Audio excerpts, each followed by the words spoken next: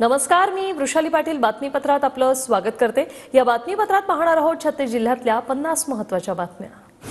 गर्भवती महिलेला आत्महत्येस प्रवृत्त केल्याप्रकरणी पती आणि सासऱ्याला पोलीस कोठडी। इचलकरंजीच्या कलानगर शहरातील घटना। पुरात केंद्रीय मंत्र्यांचा चीफ सिक्युरिटी ऑफिसर असल्याचं सांगून फसवणूक। तोत्याकडून 2 सराफा व्यापाऱ्यांना 7,50,000चा गंडा। आरोपी फरार, पोलिसांकडून शोध सुरू। छत्रपती संभाजीनगरमध्ये माजी सैनिकांमुळे महाराष्ट्र कमांडो फोर्सच्या नावाखाली बोगस भरती। 93 विद्यार्थ्यांची 5,58,000ची फसवणूक, तिघांवर गुन्हा दाखल। जळगावमध्ये बनावट नोटीस पाठवून महिलेला 25 लाखांचा गंडा। व्हिडिओ कॉल करून मुंबई सायबर पोलीस असल्याची बतावणी। सायबर पोलिसात चौघांविरोधात गुन्हा। दहशतवादी रेंदाच्या नावाने 20 लाख रुपये खंडणी मागणारा आरोपी पोलिसांच्या ताब्यात। नांदेड ग्रामीण पोलिसांची कारवाई। अवैधरित्या गॅस सिलेंडर वाहतूक करणाऱ्या वाहनावर कारवाई। अहिल्यानगरमधील श्रीगोंदा पोलिसांची कारवाई। गुजरात, महाराष्ट्र आणि मध्य प्रदेशातून मोटरसायकल चोरी करणाऱ्या दोघांना अटक। नंदुरबार स्थानिक गुन्हा अन्वेषण शाखेची ही कारवाई। चोरीच्या 14 मोटरसायकली जप्त। जळगाव जिल्ह्यातील काही तालुक्यात तुरळक पावसाची हजेरी। नागरिकांची तारांबळ। रब्बी पिकांना फटका। अकोला जिल्ह्यात अवकाळी पावसाची हजेरी। आज आणि उद्या जिल्ह्यात गारपिटीसह पावसाचा हवामान विभागाचा अंदाज। नंदुरबार जिल्ह्यात अवकाळी पाऊस। रब्बी हंगामातील पिकांचं मोठं नुकसान होण्याची शक्यता। आणखी 2 दिवस जिल्ह्यात ढगाळ वातावरण राहण्याचा अंदाज। जालना जिल्ह्यात ढगाळ वातावरणाचा गहू, हरभरा आणि तुरी पिकाला फटका। आज आणि उद्या जिल्ह्याला येलो अलर्ट जारी। वाशिम जिल्ह्यात ढगाळ वातावरणामुळे रब्बी पिकांना धोका। पिकांमुळे अळीचा प्रादुर्भाव। शेतकऱ्यांमध्ये चिंतेचं वातावरण। अमरावती जिल्ह्यात पावसाची शक्यता। हवामान खात्याचा अंदाज। ढगाळ वातावरणामुळे तूर पिकावर अळीचा प्रादुर्भाव। नाशिकच्या द्राक्ष उत्पादकांसमोर दुहेरी संकट। गारपिटीसह पावसाची शक्यता। हवामान विभागाचा अंदाज। तर किमान तापमानामुळे आधीच द्राक्ष बागेचं नुकसान। जालना जिल्ह्यात नाफेडकडून 1 लाख क्विंटल सोयाबीन खरेदी वाढल्याने अधिकचा बारदाना लागणार। 13 केंद्रांवर 50 कोटी 64 लाख रुपयांची खरेदी। साताऱ्याच्या महाबळेश्वर आणि जावळी तालुक्यात धुक्याची चादर। ढगाळ वातावरणाचा स्ट्रॉबेरीवर परिणाम।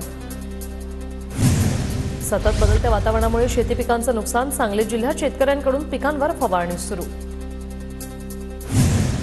नंदुरबार जिल्ह्यात मिरचीच्या उत्पादनात घट। आवक कमी झाल्याने लाल मिरचीच्या दरात वाढ होण्याची शक्यता। नांदेड जिल्ह्यात झेंडूच्या फुलांवर करपा रोगाचा प्रादुर्भाव। बाजारपेठेत फुलांना 10 रुपये किलो भाव, तर शेतकरी आर्थिक अडचणीत। पुण्यातील पानशेत सिंहगड खोऱ्यात भात मळणीचं काम अंतिम टप्प्यात। यंदा भाताच्या उत्पादनात 10 ते 15% वाढ। अकोल्यातील पंजाबराव देशमुख कृषी विद्यापीठात सुरू असलेलं पुष्प प्रदर्शनी ठरते सर्वांचं आकर्षण। या प्रदर्शनात मोठी लोकांची गर्दी। यवतमाळच्या पुसदमध्ये लूटमार झाल्याची तक्रार देणाराच निघाला चोर। फायनान्स कंपनीत काम करणाऱ्या निलेश पुरीला पोलिसांकडून बेड्या। साई मंदिर सुरक्षेचा आढावा घेत पोलीस अधीक्षक राकेश ओलांनी साधला साई भक्तांशी संवाद। भाविकांची लूट करणाऱ्या एजंटवर कारवाई करण्याचा इशारा। बुलढाण्यात ग्रामपंचायत सदस्यांचं पाण्याच्या टाकीवर बसून शोले स्टाईल आंदोलन। नळाला पाणी येईपर्यंत उपोषण सोडणार नसल्याचा इशारा। पुण्यात एसटी कामगार संघटना आक्रमक। कामगार संघटनेचं सहकार आयुक्त कार्यालयाबाहेर आंदोलन। एसटी बँकेचे संचालक मंडळ बरखास्त करण्यासह गुणरत्न सदावर्ते आणि जयश्री पाटील यांच्या अटकेची ही मागणी।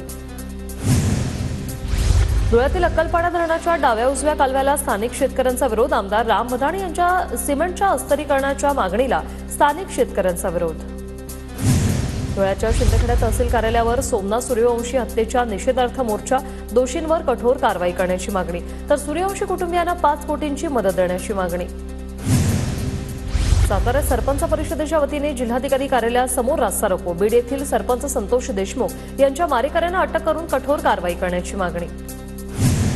पुण्यातल्या राजगड तालुक्यातील आंबेडकरी विचारांच्या संघटनांचं तहसीलदारांना निवेदन।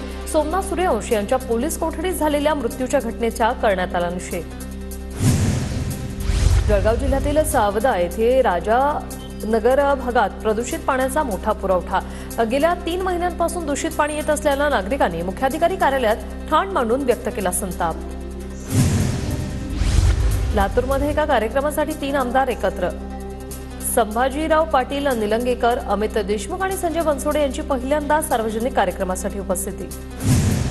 रवींद्र चव्हाण यांनी सहकुटुंब कोल्हापूरच्या अंबाबाईचं दर्शन घेतलं. महाराष्ट्रातील जनतेला चांगलं आरोग्य लाभो, महायुती सरकारच्या सर्व प्रलंबित कामांना एकमुखानं गती मिळावं यासाठी चव्हाण यांचं देवीला साकडं.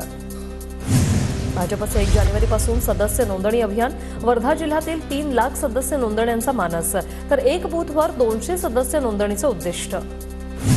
इंदोरमधील साई भक्तांकडून शिर्डी साईंच्या चरणी सोन्याचा मुकुटदान. साईंच्या चरणी 12 लाख रुपयांचा सोन्याचा मुकुटदान.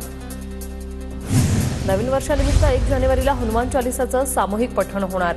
श्रीराम शोभायात्रा समिती आणि श्रीराम मंदिर देवस्थानाकडून या कार्यक्रमाचं आयोजन. सुमारे 300 मंदिर सहभाग घेण्याची शक्यता.